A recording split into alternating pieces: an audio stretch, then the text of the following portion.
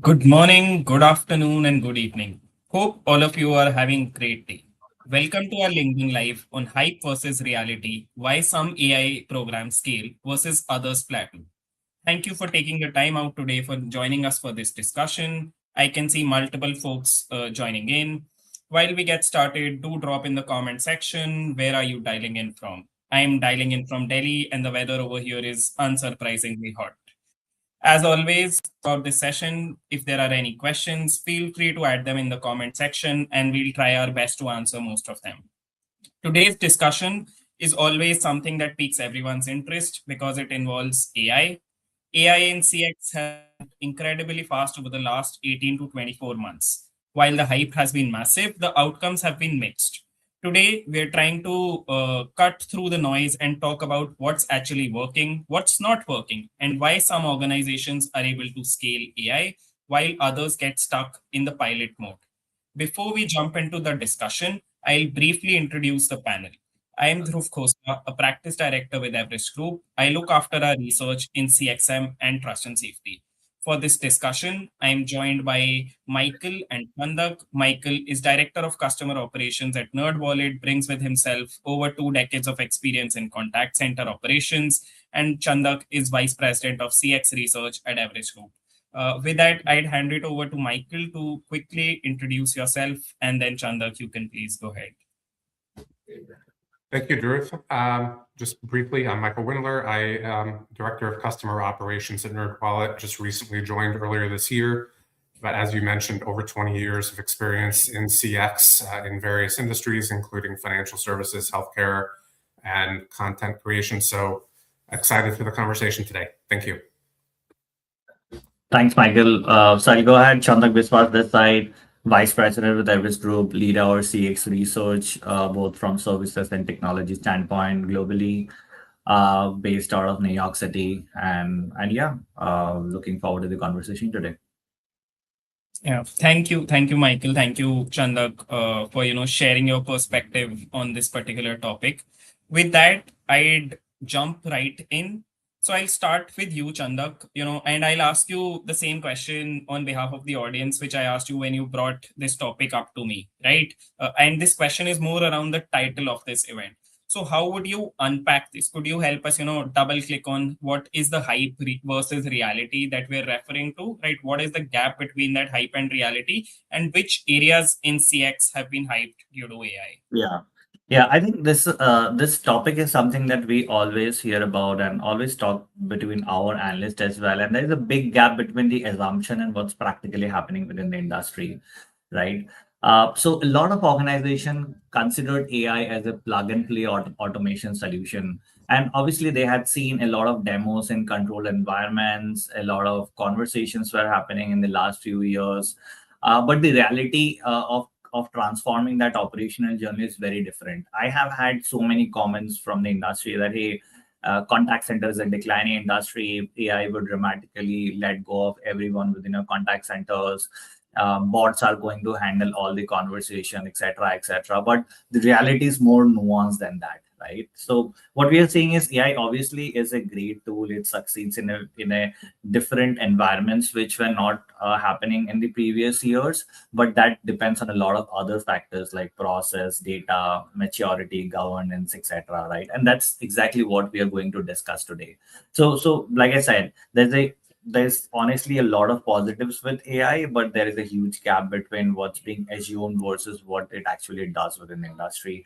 And that's why we thought it's a timely topic, with Michael bringing in his industry expertise, and what he's seeing on ground will definitely be a great and enriching conversation between the three of us.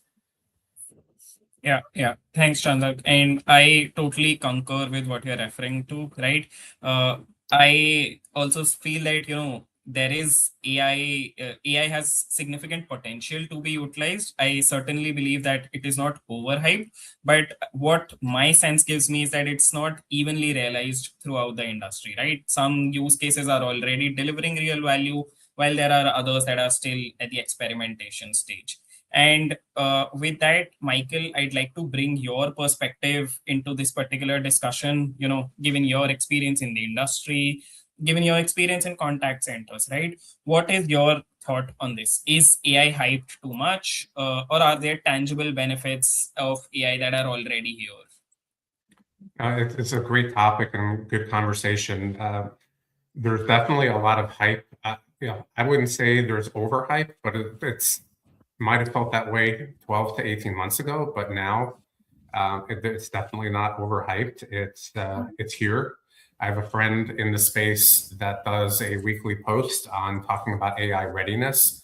And really that topic needs to transition because it's not being ready for AI. It's already here.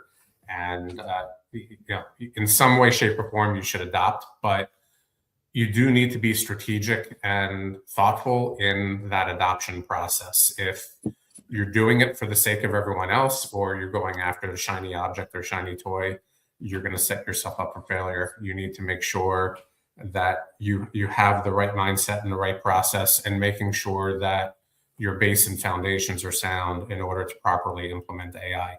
And I would also highly recommend not going about it alone and making sure that you leverage experts in the space, because otherwise you will be following the shiny object and not necessarily leveraging what's going to be best for you and your organization. So looking forward to the rest of this conversation. Yeah, thanks, Michael. And you actually touched upon quite a few topics, and we'll try and deep dive into each of them specifically over the next 1 hour, right? We'll talk about where are we seeing pilots, why are pilots failing, what kind of expertise are we seeing in the market? Should vendors be evaluated in a different manner compared to how they were getting evaluated historically, right? And what are the things that we should look forward to? With that, I'll try and get into the thick of things. And my next question to you, Michael, that if I were to build on your experience and ask you that which are those specific CX use cases that are generating the clearest and most defensible ROI, and what does the evidence actually look like?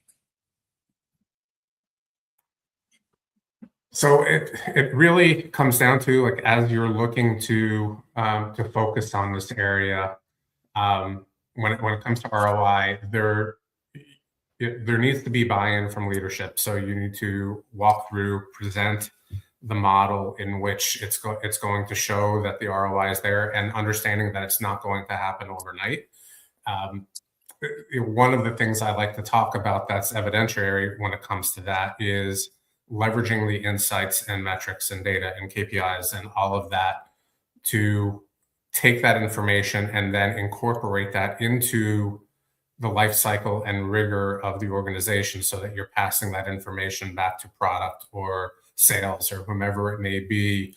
So it's one thing, like CX has been sitting on this data for a long time, but now with AI accelerating the information that's at your disposal, making sure that it's working throughout the org so that the benefits are there in providing a product that's going to deliver to your customer, or providing the different nuggets that are going to help sales accelerate their efforts. So as you do that, then that ROI starts proving itself out. And it's important to make sure that you have that buy-in throughout the various parts of the organization. Otherwise, you're just going to be sitting on more data without any use of it. Yeah. No, I think utilization of data from an enterprise perspective is really critical in defining how success gets measured, or, if you're able to successfully implement AI as well. So let me actually double click on your response, Michael, and ask you a follow-up around that, right? Do you see that AI is, at least when I interact with a lot of enterprises or service providers, there's this confusion around whether, there's a lot of focus given to front-end automation, but the real value lies in back-end, enabling the agent. What would be your thoughts on that? And a second follow-up question to your response in itself would be that, you talked about the fact that leadership buy-in is necessary, right? From a use case perspective, do you see that there are specific use cases, maybe some of those that have high volumes that might be more suited for AI adoption as of today? No, great questions there. In regards to the latter, there's definitely certain use cases that obviously it's going to depend upon your business and what your support or service teams are providing services for. But the way to look at it is where you're going to get the best return. In some instances, if it's high volume, easy process where that can easily be automated, take advantage of that. It's kind of like looking at the low-hanging fruit.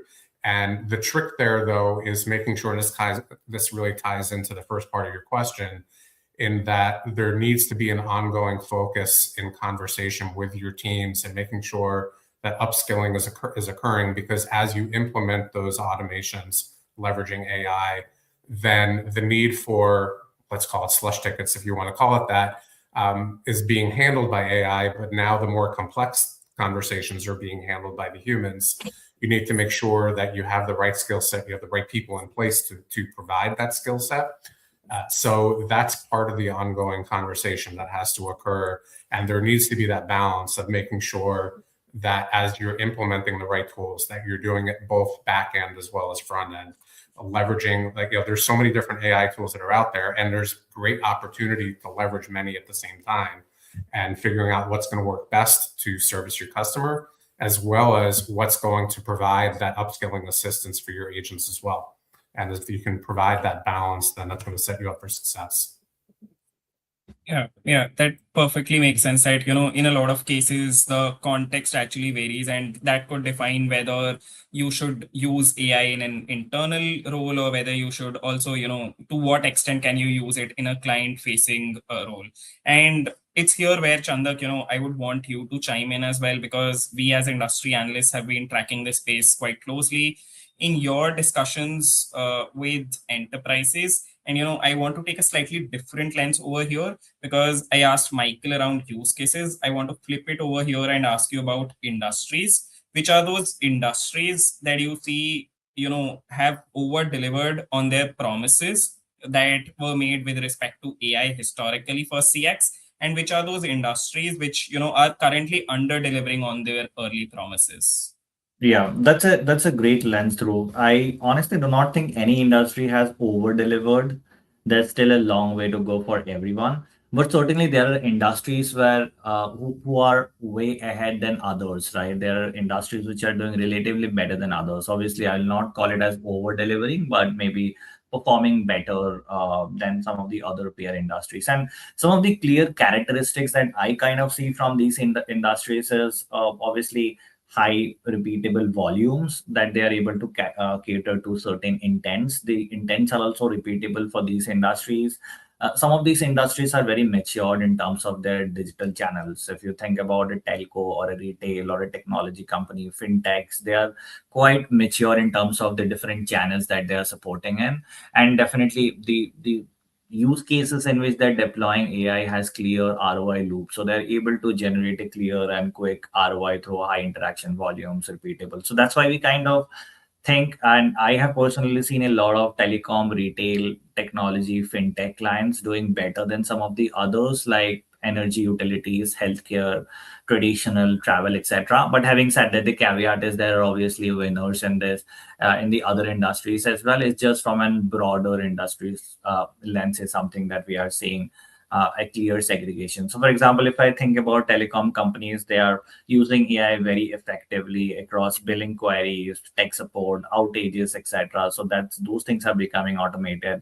Retail companies, I think, has used AI not just in their customer interactions in the front end, but now they are also connecting their supply chain, procurement, etc., their store operations, everything together, because every interaction, every decision for them is becoming important, and AI is definitely helping them to manage those more efficiently. So there are multiple angles for everyone. Even for fintechs, they are doing definitely better than some of the traditional financial services organization, in which they are using AI for payments, dispute management, frauds, etc. So those things are becoming very important. And I think what I'm trying to say over here is the journeys for these organizations are very structured and measurable, and it had not always been like this. There is a very concerned or concerted effort from these organizations to make the journeys more organized.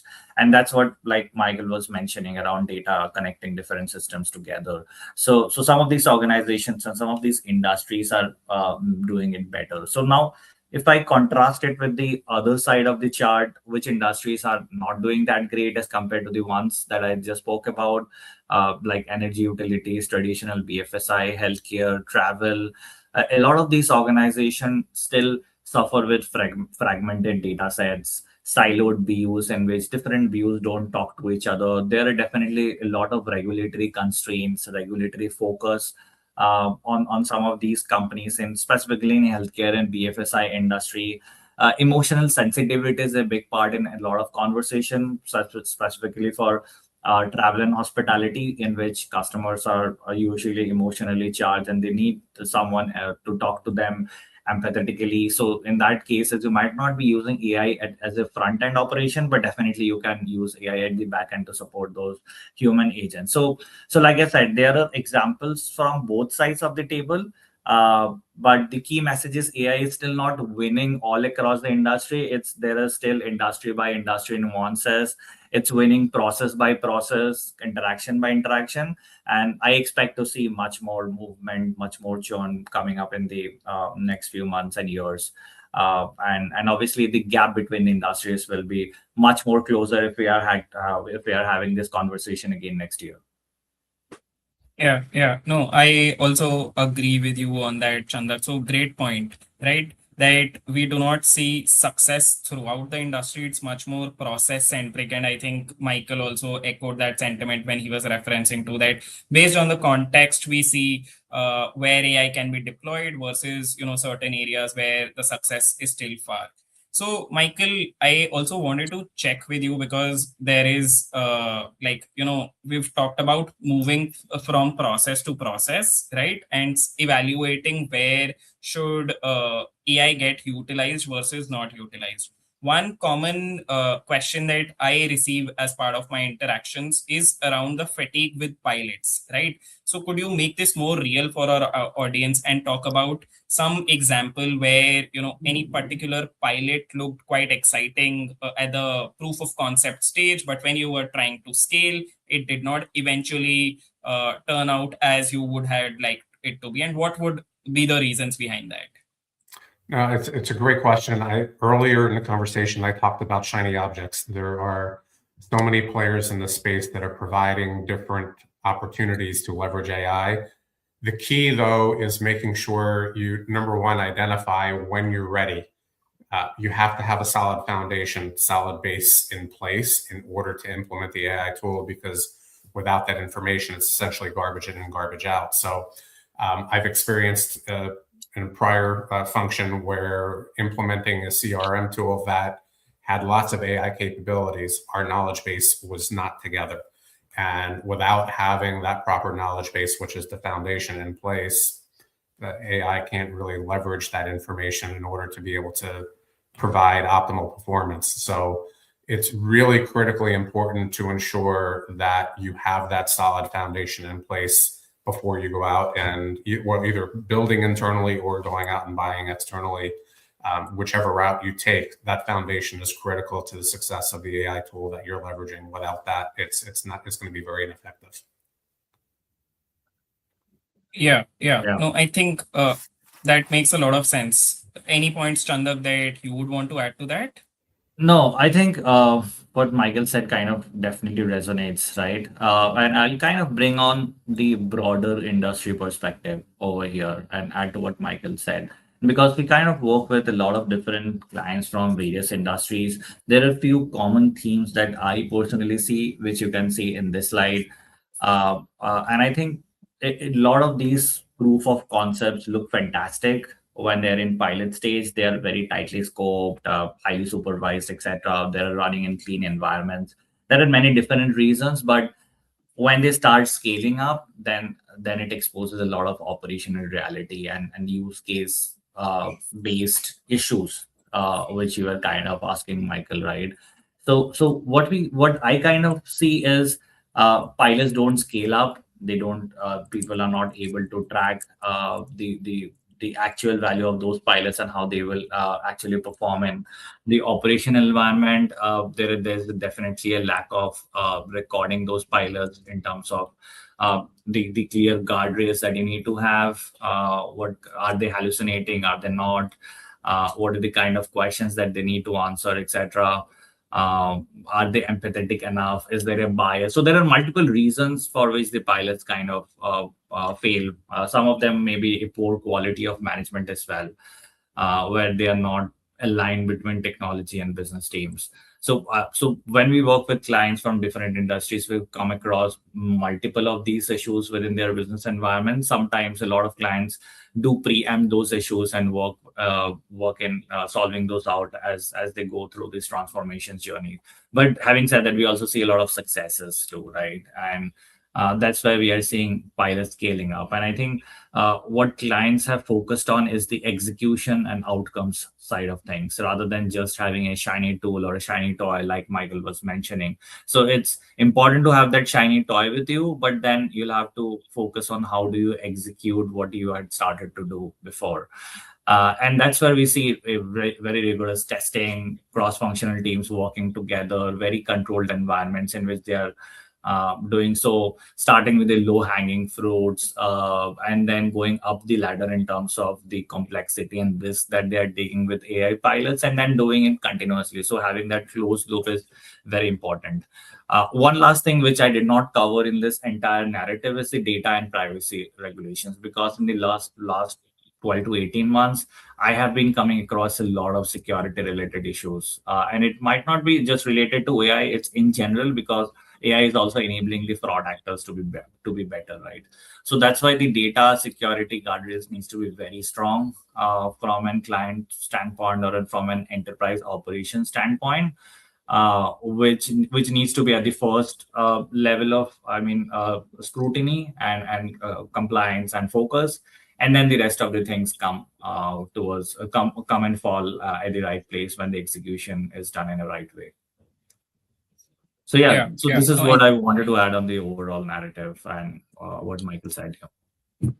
Yeah, no, I think that feels like quite real in the sense, and I'll probably just summarize before I take a question I see from Leonard in the chat, right? So till now, what we've discussed is the fact that we see that winners are picking very specific use cases and going deep, right? In terms of pitfalls, we see that certain organizations might be underestimating some non-technology efforts. Could be around change management, could be around ownership. Chhandak talked about data readiness or security as one of those challenges, right? Before I move ahead, Leonard, I would want to take a question for you, Michael, that came in from the chat, and that's from Leonard around. What were the first use cases for AI at NerdWallet? Was it for customer service, or maybe for sales to guide people to correct credit cards, customer segmentation, and how long did it take to implement? It's a great question, Leonard. I don't know really who the first was. It seems like the adoption has just happened very quickly across the entire organization.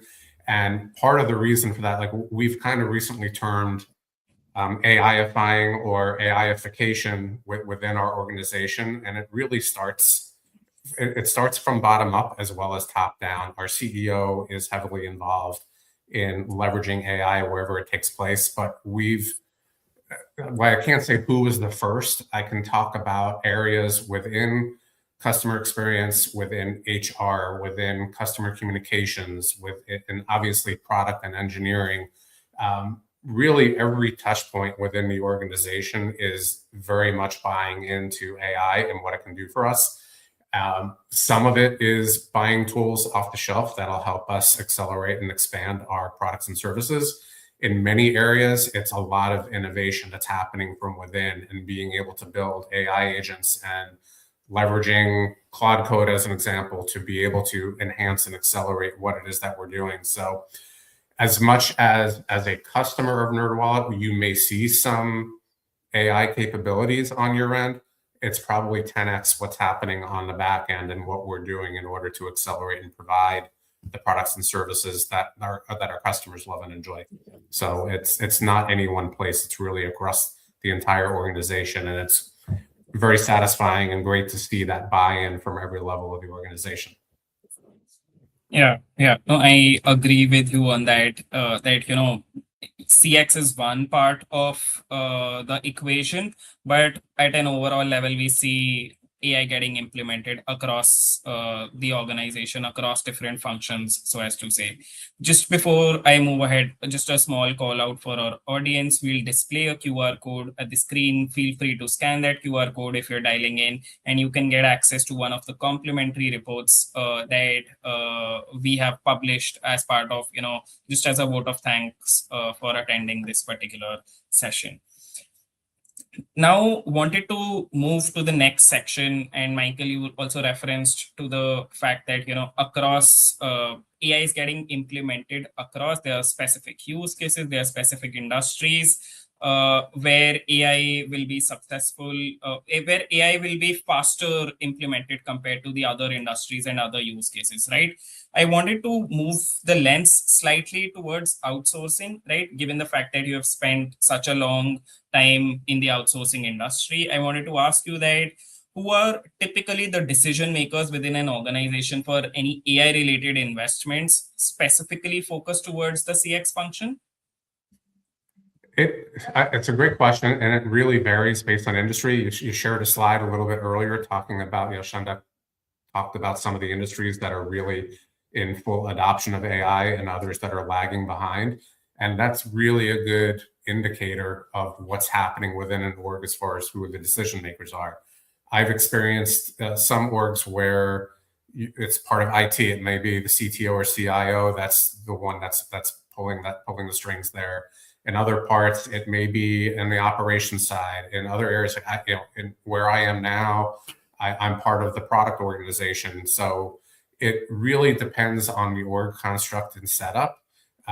But it's also critical that whomever's, if you're looking specific to CX and determining the leveraging of outsourcing and leveraging AI, is having a seat at the table and having a voice to make sure that you can share and leverage what that'll mean for not just the operation or the CX team that's being able to provide those services, but how that's going to translate and impact positively other parts of the organization where you can see that lift. That's going to help that decision. But who's making that decision varies widely depending upon the company, very much depending upon the industry. I've been in healthcare where I've seen things moving a little bit more slowly. In fintech, financial services, where I am now, things are accelerating much more rapidly. So you're seeing those decisions made more quickly and not having to go as high in the org to make that decision. Yeah. On that, Michael, I totally agree. It definitely depends from organization to organization. From my vantage point, I am seeing the decision makers being more centralized right now from a decentralized traditional decision making system, right? I used to see a lot of BUs taking their own technology decision, vendor related decision, which they still do, but then a lot of Gen AI related implementation are being done from a centralized perspective. Sometimes even I've seen examples in which parent organizations are doing it for subsidiaries, in which they're unifying everything together and doing it at a centralized level. Do you agree with that? Do you see that as well, or is it still one of the examples that I am seeing? I think it's a little bit of both. And again, I hate to keep harping on this. That depends on the company. It depends on the industry. Where I am now, we operate in a single threaded team environment. So you have, and that's done intentionally to accelerate what we're doing and what we're providing to enhance our product. So there is still quite a bit of decentralization that's occurring, but there's also a ton of sharing of information to make sure that where we're seeing success, that's quickly leveraged throughout other parts of the organization. So in that regards, we're operating a little bit in a hybrid mode. Got it. Makes sense. Got it. So if I may ask a follow-up to that, Michael, right? You talked about the fact that there are different stakeholders involved in the decision-making process. But if I were to zoom the lens a bit out and ask you that, has the vendor selection criteria in itself changed with the intervention of AI? And if you could throw some light upon how different did that look in the overall industry a couple of months ago versus how does that look right now?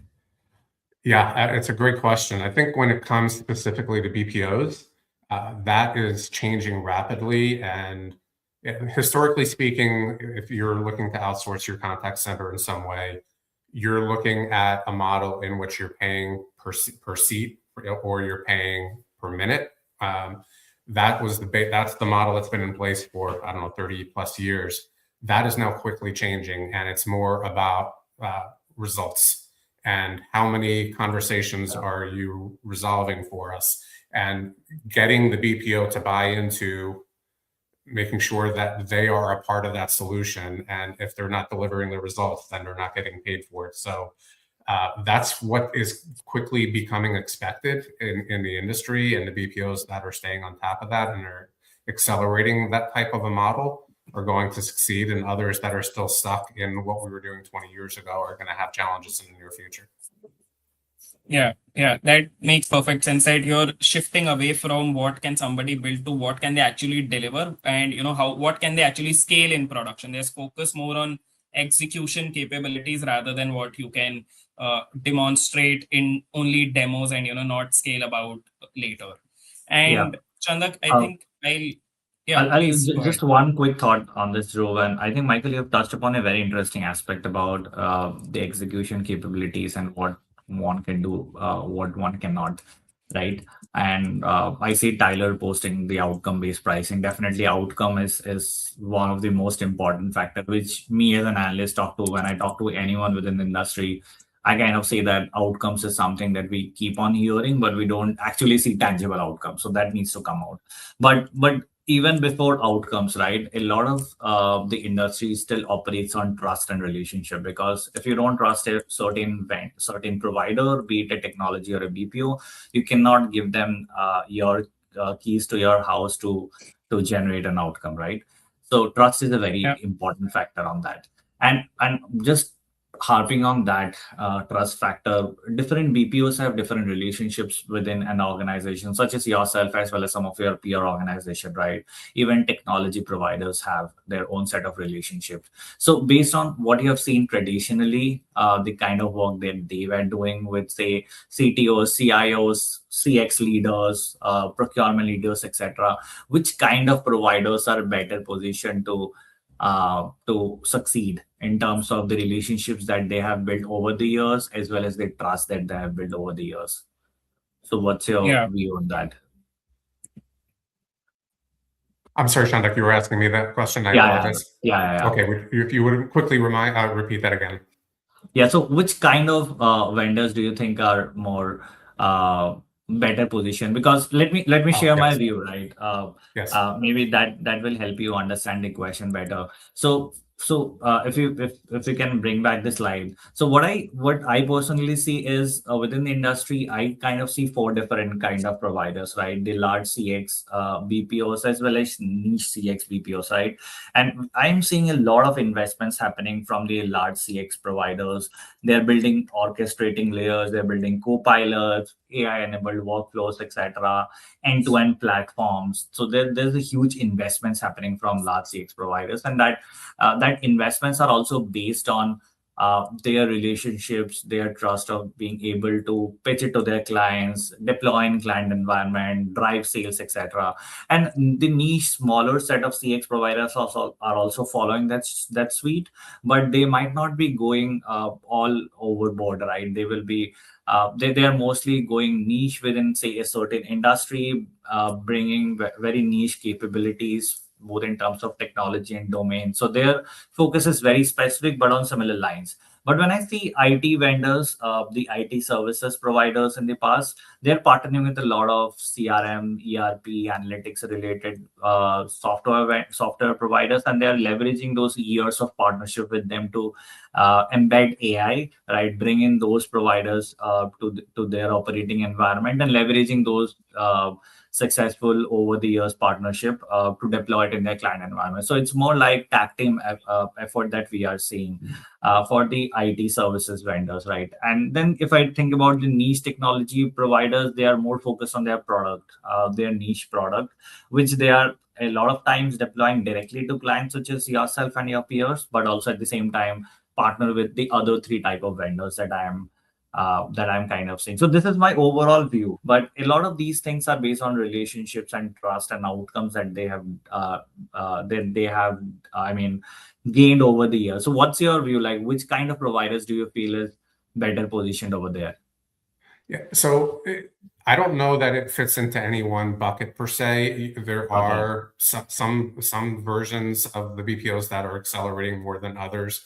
There is a lot of investment with the larger providers. However, it's important for the providers to making sure that it's a seamless investment, in that very few clients are going to go all in with what they're providing. It should just be on the back end what the tools are going to do for me without handing over the keys, so to speak, so that they're going to be doing everything first. And then as a client, you're kind of stuck and you're married to that for a long time. So it's important that the services provided are going to be nimble and flexible to allow the client to be able to move as they need to as well. For me, I've typically worked in SMBs where I'm not as much looking at the larger providers. I'm looking at probably somewhere in between, and looking for ways in which they're going to suit the needs of my organization. So it really differentiates based on the needs of the client as much as it does in other areas. But it's also important to know that we're seeing changes in the industry, because now you're seeing SaaS companies that are acquiring BPOs and vice versa. So those where that's happening are obviously more forward thinking, and they're looking ahead to how they're going to be able to stay ahead as this race continues. So it's an interesting time right now to see how that industry is changing overall.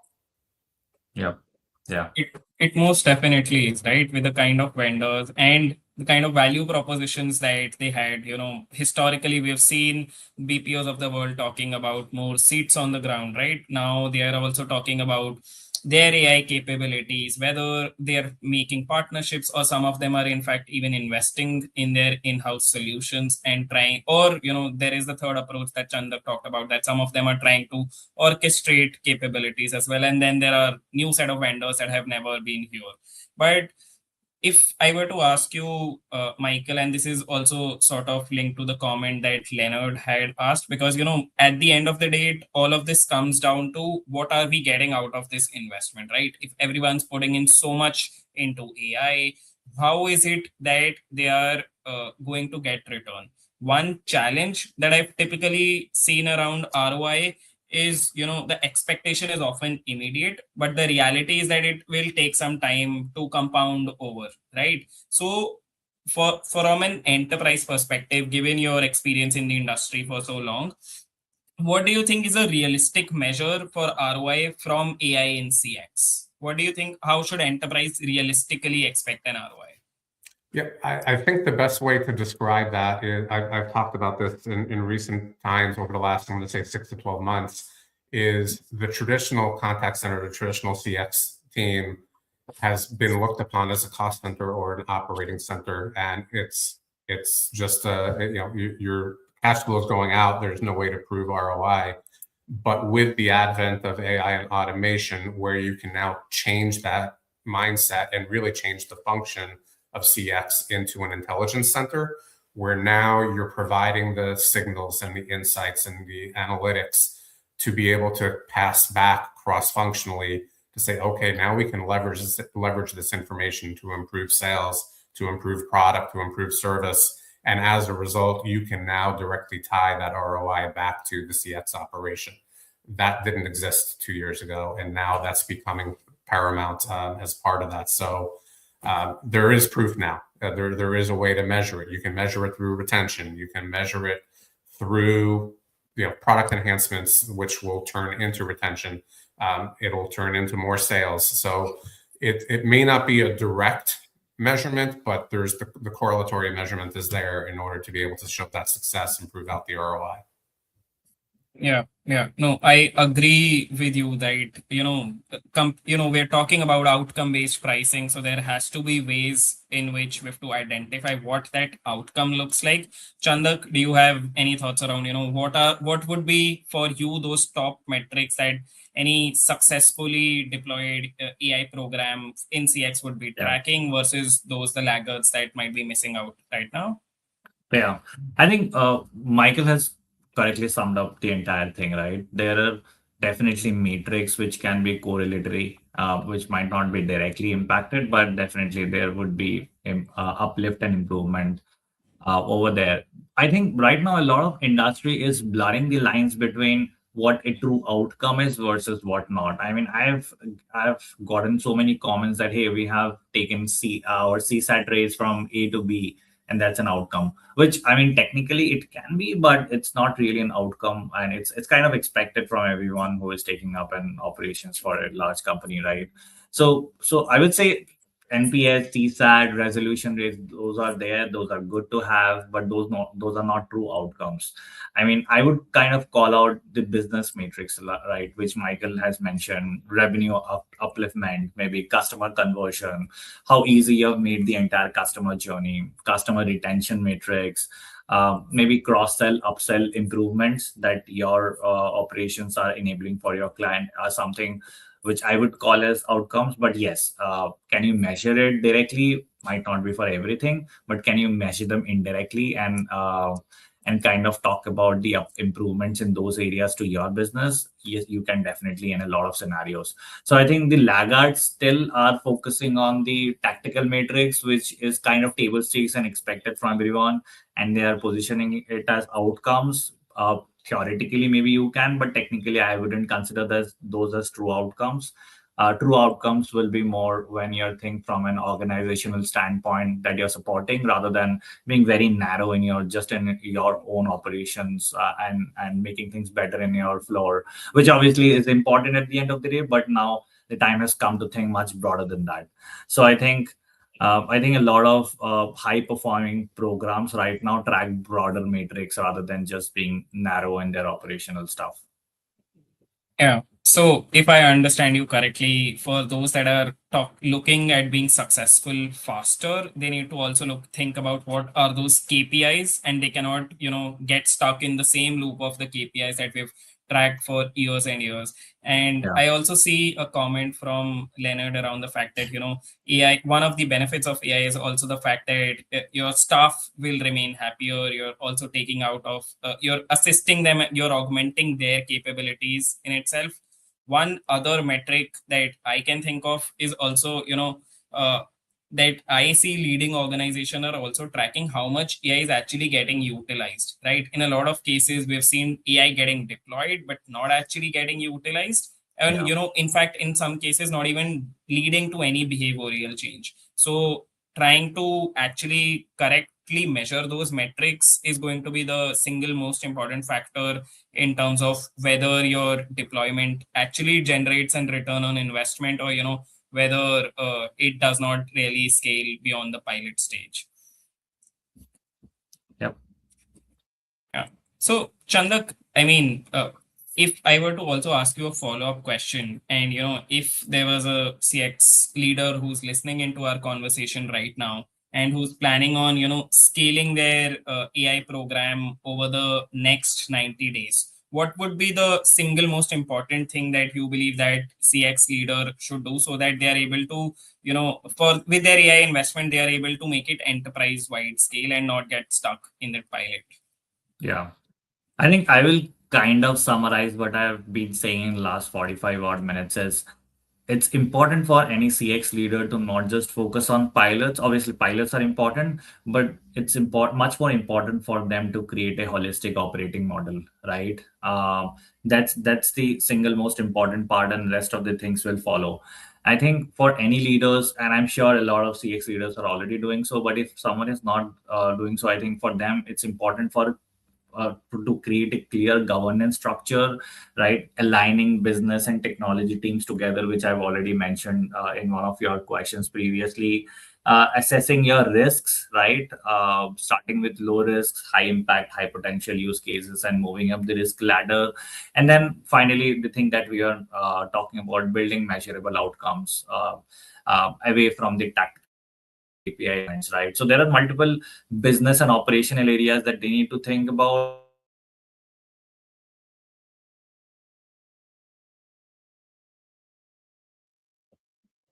Readiness part is something that will be the single most important area for them, as if they think about, I mean, 90 days is a very short period of time. Michael, you would relate to that, right? But still, if I look forward, I think operational readiness and execution is the single most important thing in which we see failures happening much often than not, because technology is there, but how do you leverage the technology is something that will define the winners and losers of the future. I mean, Yeah.